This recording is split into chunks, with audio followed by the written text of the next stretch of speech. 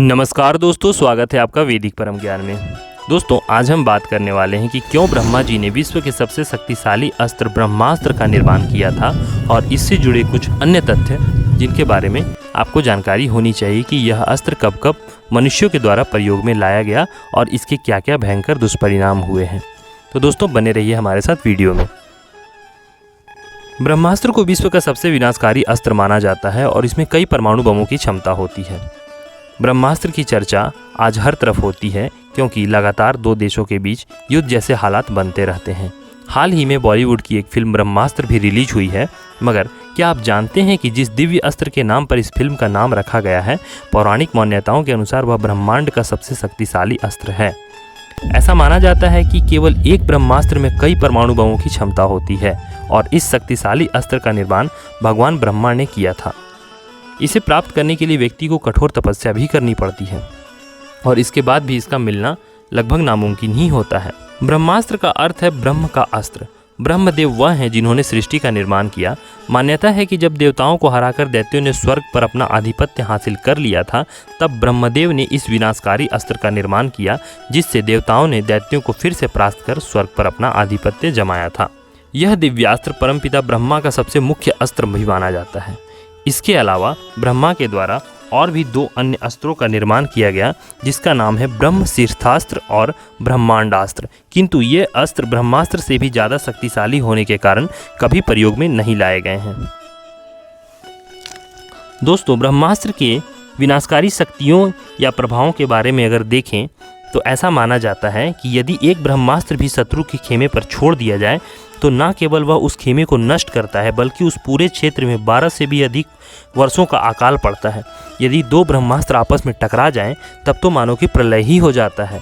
इससे समस्त पृथ्वी भी विनाश के कगार पर पहुंच जाती है और अगर ऐसा होता है तो एक अन्य भूमंडल और समस्त जीवधारियों की रचना करनी पड़ेगी। महाभारत के युद्ध में दो ब्रह्मास्त्रों के टकराने की स्थिति तब आई थी जब ऋषि वेद व्यास जी के आश्रम में अश्वत्थामा और अर्जुन अपने अपने ब्रह्मास्त्र चला दिए थे। तब वेद व्यास जी ने उस टकराव को टाला और अपने अपने ब्रह्मास्त्रों को लौटाने के लिए कहा था। अर्जुन को तो ब्रह्मास्त्र लौटाना आता था, परंतु अश्वत्थामा को यह ज्ञान नहीं था, जिसके कारण उसने उस ब्रह्मास्त्र को उत्तरा के गर्भ पर छोड़ दिया। उत्तरा के गर्भ में परीक्षित जी थे, जिनकी रक्षा भगवान कृष्ण ने की, जो कथा आप सब भी जानते हैं। मित्रों, मनुष्यों में ब्रह्मास्त्र का सबसे पहला इस्तेमाल राजा विश्वामित्र ने महर्षि वशिष्ठ पर किया था, किंतु उन्होंने अपनी साधना से इसके प्रकोप को रोक दिया और संसार का विनाश होने से भी बचा लिया। शास्त्रों में बताया गया है कि अगर युद्ध में दो ब्रह्मास्त्र टकराते हैं तो प्रलय आना निश्चित है और जहाँ भी यह टकराते हैं वहाँ किसी भी चीज़ों का नामो निशान तक नहीं बचता और विषैले रासायन वातावरण में फैलकर समस्त जीव जंतु एवं प्राणी का नष्ट कर देते हैं। संभवतः दुनिया का पहला परमाणु बम अश्वत्थामा के द्वारा ही छोड़ा गया था। आधुनिक काल में जे रॉबर्ट ओपनहाइमर ने गीता और महाभारत का गहन अध्ययन किया। उन्होंने महाभारत में बताए गए ब्रह्मास्त्र की संहारक क्षमता पर शोध किया और अपने मिशन को नाम दिया ट्रिनिटी, जिसका हिंदी में अर्थ होता है त्रिदेव।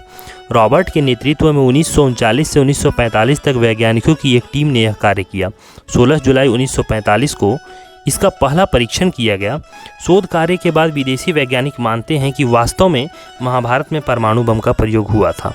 42 वर्ष पूर्व पुणे के डॉक्टर व लेखक विष्णु वतर्क ने अपने शोध कार्य के आधार पर कहा था कि महाभारत के समय जो ब्रह्मास्त्र का इस्तेमाल किया गया था वह परमाणु बम के समान ही था। डॉक्टर वर्तक ने 1969-70 में एक किताब लिखी थी स्वयंभू, जिसमें इसका उल्लेख मिलता है। प्राचीन भारत में कहीं कहीं ब्रह्मास्त्र के प्रयोग किए जाने का भी वर्णन मिलता है। रामायण में भी मेघनाद से युद्ध हेतु लक्ष्मण ने जब ब्रह्मास्त्र का प्रयोग करना चाहा, तब श्री राम ने उन्हें यह कहकर रोक दिया कि अभी इसका प्रयोग उचित नहीं, क्योंकि इससे पूरी लंका ही साफ हो जाएगी। ब्रह्मास्त्र एक परमाणु हथियार है जिसे दैवीय हथियार कहा जाता है। माना जाता है कि इस अचूक और सबसे भयंकर अस्त्र को जो भी व्यक्ति छोड़ता है उसी के पास इसकी वापस लेने की क्षमता भी होती थी, लेकिन अश्वत्थामा को इसका ज्ञान नहीं होने के कारण उसने लाखों जीवों एवं मनुष्यों को नुकसान पहुंचाया था। रामायण और महाभारत में यह अस्त्र गिने चुने योद्धाओं के पास ही थे। रामायण काल में जहां विभीषण और लक्ष्मण के पास यह अस्त्र था, वहीं महाभारत काल में द्रोणाचार्य, अश्वत्थामा, कृष्ण, कुलाशव, युधिष्ठिर, कर्ण और प्रद्युम्न जैसे योद्धाओं के पास यह अस्त्र था। अर्जुन ने इस अस्त्र को अपने गुरु द्रोण से पाया था। द्रोणाचार्य को इसकी प्राप्ति राम जामदग्नि से हुई थी। ऐसा भी कहा गया है कि अर्जुन को यह अस्त्र इंद्र ने भेंट किया था। पुराने समय में ब्रह्मास्त्र कई प्रकार के होते थे, छोटे, बड़े और व्यापक रूप से संहारक। यदि दो ब्रह्मास्त्र आपस में टकराते थे तो प्रलय की स्थिति उत्पन्न हो जाती थी। महाभारत के सैप्तिक पर्व के अध्याय 13 से 15 तक में ब्रह्मास्त्र के परिणाम दिए गए हैं। प्राचीन काल में शस्त्रों से ज़्यादा संहारक होते थे अस्त्र। शस्त्र तो धातुओं से निर्मित होते थे, लेकिन अस्त्र को निर्मित करने की विद्या अलग ही होती थी।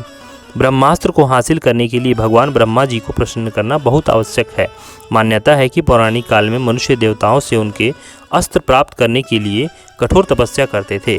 ब्रह्मास्त्र को हासिल करने के लिए अनेकों देवताओं और दैत्यों ने प्रयास किया, किंतु जिसने कठोर तपस्या से ब्रह्मा जी को प्रसन्न किया उसे ही यह अस्त्र प्राप्त हो पाया।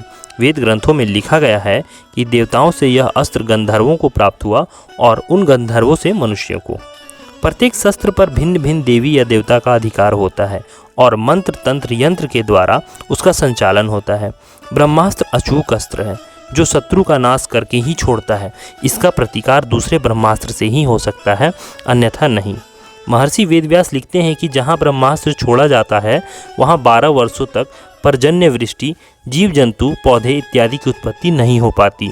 महाभारत में उल्लेख मिलता है कि ब्रह्मास्त्र के कारण गांव में रहने वाली स्त्रियों के गर्भ मारे गए थे। गौरतलब है कि हिरोशिमा में रेडिएशन फॉल आउट होने के कारण भी कई महिलाओं के गर्भ मारे गए थे और उस इलाके में 12 वर्षों तक अकाल रहा था, जो इस बात की सत्यता को बिल्कुल दर्शाता है कि वहाँ छोड़े गए परमाणु बम ब्रह्मास्त्र का ही एक रूप थे। सिंधु घाटी सभ्यता में हुए अनुसंधान में ऐसे कई नगर मिले जो लगभग 5000 से 7000 ईसा पूर्व अस्तित्व में थे। इन नगरों में मिले नर कंकालों की स्थिति से ज्ञात होता है कि मानो इन्हें किसी अकस्मात प्रहार से मारा गया है, जिसके भी सबूत मिले हैं। यहाँ किसी काल में भयंकर ऊष्मा उत्पन्न हुई थी। इन नर कंकालों का अध्ययन करने से पता चला कि इन पर रेडिएशन का असर भी था। दूसरी ओर शोधकर्ताओं के अनुसार राजस्थान के जोधपुर में पश्चिम दिशा में लगभग 10 मील की दूरी पर 3 वर्ग मील में एक ऐसा क्षेत्र है जहाँ रेडियो एक्टिविटी की राख की मोटी परत जमी है।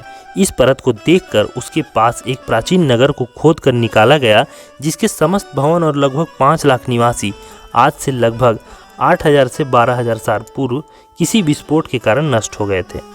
मुंबई से उत्तर दिशा में लगभग 400 किलोमीटर की दूरी पर स्थित 2154 मीटर की परिधि वाला एक विशाल का एक गड्ढा मिला।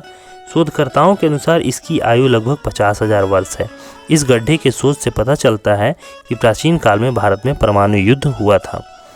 दोस्तों, यह थी कुछ बातें ब्रह्मास्त्र के बारे में। अगर आपको यह वीडियो पसंद आया हो या फिर थोड़ी सी भी जानकारी प्राप्त हुई हो तो इस वीडियो को लाइक करें और अपने दोस्तों के साथ भी शेयर करें। हमारे चैनल पर ऐसे वीडियो अपलोड होते रहते हैं, अतः आप हमारे चैनल को भी सब्सक्राइब कर लें ताकि ऐसे वीडियो आप तक पहुंचते रहें। हमारे साथ अंत तक बने रहने के लिए आपका बहुत बहुत धन्यवाद।